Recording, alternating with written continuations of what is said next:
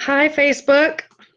I am just going to get started real quick because I'm about to leave to go to my niece's all-star softball team game. Good luck, Bailey and girls.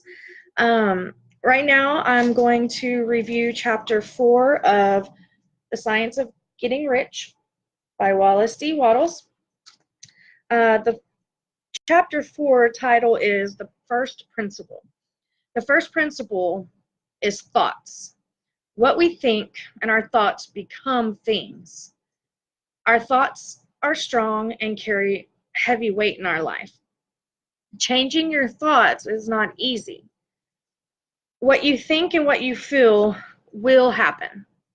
Don't think or say, I'm poor or I'm broke. Think the opposite.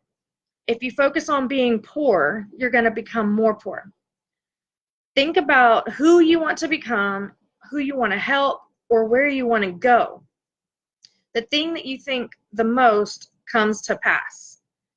We know that stress and worry ruins our immune system. We get stressed out, we worry too much, we get sick. And when we focus on the negative things, it gets worse. Instead of thinking how bad things are, focus on what life can be and what you want it to be.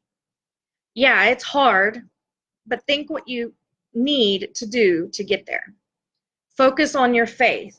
If you're not a believer, then you need to visualize what you want. You need to get into a positive mind frame. If you have a negative thought, turn it around. How can I make this negative thought positive? You need to start every day with a positive thought. Wake up in the morning, you hear the birds chirping, you see the sun shining through the windows, think, listen to the birds, see the sun, it's going to be a beautiful day. And you need to look forward to the good, look for the good in things, not the bad in things. Things can change in a second when you think the right way. Our choices and our decisions that we've made in our life affect us mentally and physically. I want to read a sentence from the book here, Chapter 4. It says, to think health when surrounded by the appearances of disease, or to think riches when in the midst of appearances of poverty requires power. But he who acquires this power becomes a mastermind.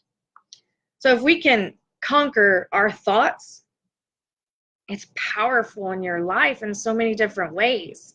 Sometimes it's hard to understand, but that's where your faith comes in. You have to also believe what you think. You can't just throw some thoughts out there with no feeling and no meaning behind them and expect them to come true. It's not always easy, but you focus on what you want, not what you don't want.